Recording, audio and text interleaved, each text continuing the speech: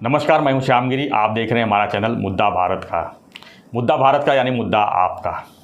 आज का हमारा विषय है महाराष्ट्र की राजनीति पर, और हमारे साथ में है महाराष्ट्र के ही मुंबई के वरिष्ठ पत्रकार नवभारत के सूर्यप्रकाश मिश्रा जी। और वो अभी जो मुख्यमंत्री बने हैं एकनाथ शिंदे जी, उनके काफ़ी करीबी हैं। उनको जीरो से हीरो बनने तक अभी जो सफ़र हुआ है उसको काफ़ी करीब से देखे हैं। हम मिश्रा जी से बात करेंगे कि जो सरकार का गठन है उसमें विलम्ब क्यों हो रहा है, और दूसरा ठाणे शहर की विकास के ऊपर, इन सब विषयों पर चर्चा करेंगे। सूर्यप्रकाश मिश्रा जी, आपका हमारे चैनल में स्वागत है। और क्या कहेंगे जो अभी जो सरकार अचानक जो परिवर्तन हुआ है और उसमें गठन को लेकर इतनी समस्याएं आ रही, लोग समस्या ही समझ रहे हैं, भले अंदर कुछ और बातें हो, तो आप क्या मानते हैं इस चीज़ को? नमस्कार।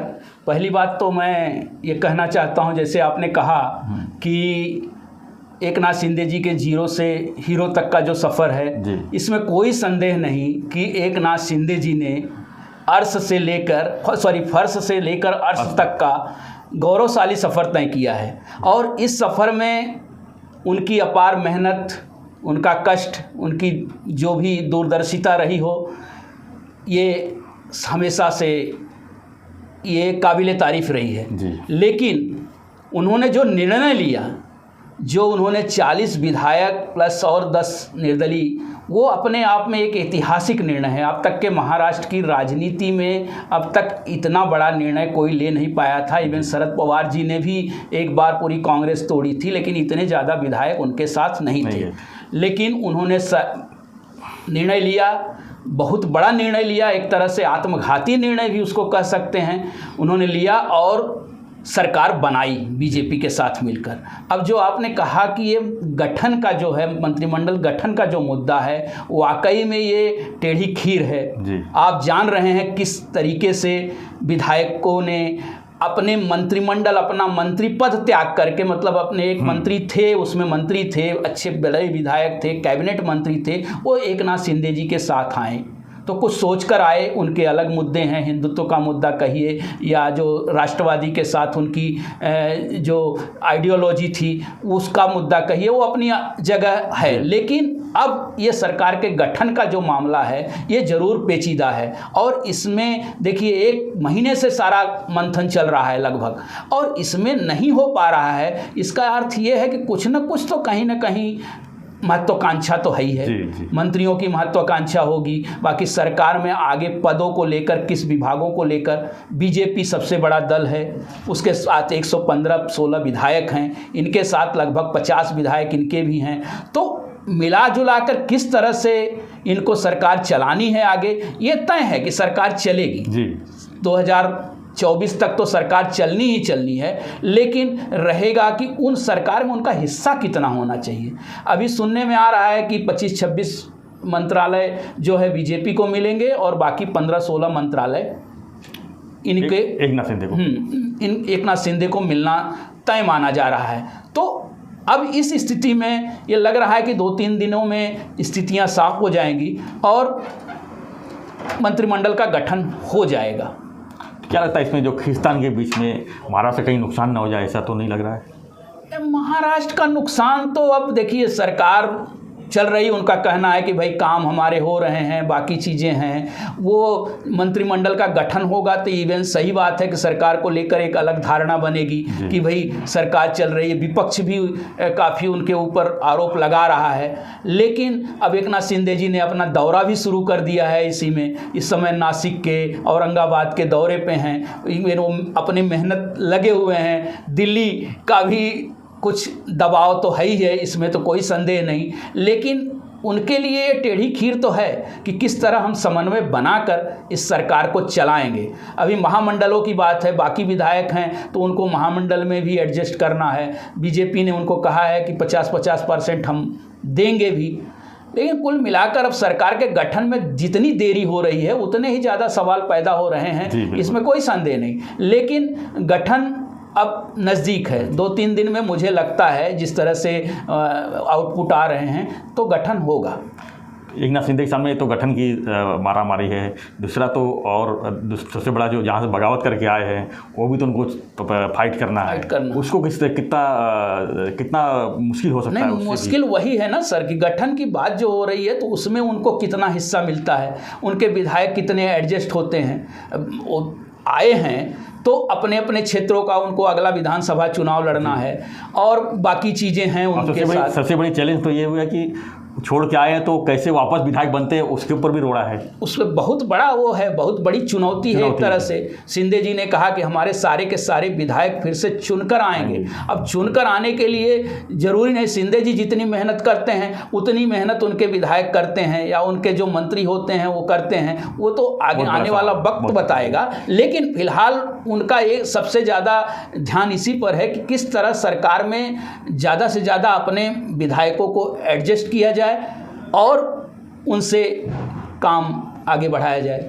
मिश्रा जी ने आपने काफ़ी दिनों से पत्रकारिता की है, काफ़ी कुछ लिखा है आपने, तो जो उद्धव की सेना है उनके बारे में क्या कह सकते हैं कि क्या जिस तरह से बिखरी हुई है वापस उनको आने में समय लग सकता है या कुछ और हो सकता है, क्या लगता है आपको? देखिए, क्योंकि अभी तुरंत जो है नगर निगम का चुनाव है। देखिए, उनके सामने भी बहुत बड़ी चुनौती है। सबसे बड़ी चुनौती है कि शिवसेना से जो कद्दावर जितने थे मंत्री थे सारे के सारे निकले। एकनाथ शिंदे जी स्वयं दावा कर रहे हैं कि वो शिव सैनिक हैं, वो शिवसेना के हैं, शिवसेना उनकी है।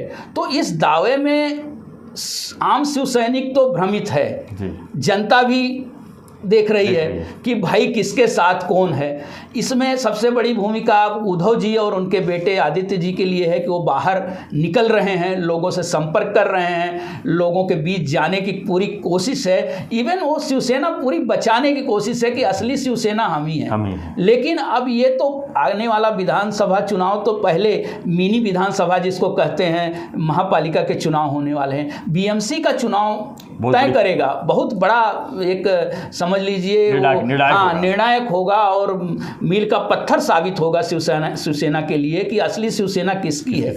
यदि बीएमसी बचाने में उद्धव जी कामयाब रहे तब तो कुछ हो सकता है, अन्यथा लंबा वेट कर लगना पड़ेगा। अन्यथा लंबा वेट करना पड़ेगा। अन्यथा ये होगा कि राजनीति की दिशा जो है, महाराष्ट्र की राजनीति की दिशा काफ़ी कुछ बदल जाएगी और एकनाथ शिंदे बहुत मजबूती के साथ उभरेंगे और इसका असर जो है आगामी विधानसभा और लोकसभा चुनाव पर दिखाई देगा।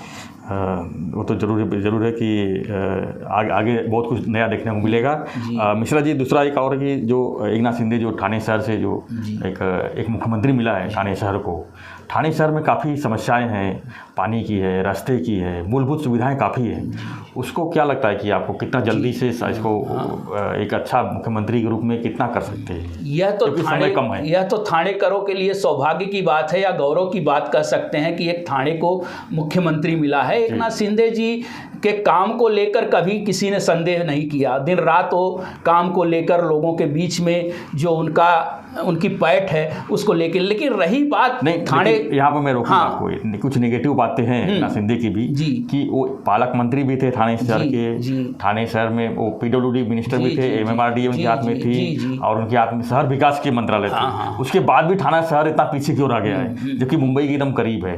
तो आप देखेंगे तो भिवंडी और ठाणे को और देखेंगे तो आज एकदम मतलब मूलभूत सुविधा काफी पीछे चली गई।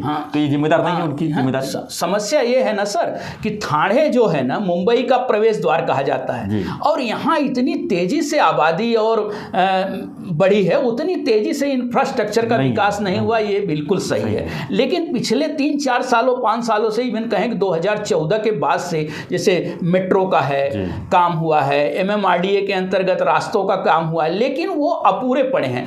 ये है कि शहर का जो विकास जिस तरह से सुनियोजित तरीके से होना चाहिए था वो नहीं हो पाया है। ठाणे शहर का थोड़े, आप तो वरिष्ठ पत्रकार आप भी रहे हैं, आपने देखा होगा 1998 के बाद चंद्रशेखर के आने के बाद नहीं तो ठाणे एक गांव की तरह दिखाई देता था, टपरियों का शहर कहा जाता था, कोई यहाँ घर लेना नहीं चाहता था। लेकिन 1998 के बाद जब शुरू हुआ, इसमें सबका अपना अपना योगदान है, जनप्रतिनिधियों का भी योगदान है, मंत्रियों का भी योगदान है या अधिकारियों का योगदान। लेकिन जितनी तेजी से आबादी बढ़ी उतनी तेजी से यहाँ का इंफ्रास्ट्रक्चर डेवलप नहीं हो पाया, उसके नियोजन की आवश्यकता थी।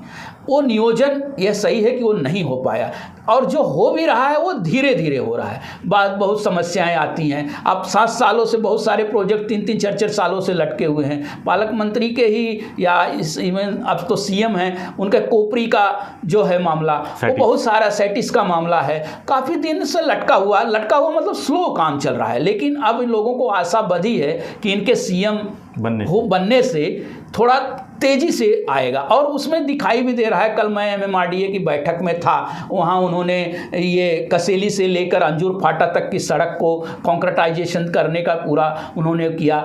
थाने में 50 MLD पानी भी बढ़ा है, तो असर इसका दिख रहा है। अब यहाँ का मुख्यमंत्री होने के कारण थोड़ा थाने के वासियों की अपेक्षा भी काफ़ी बढ़ गई है।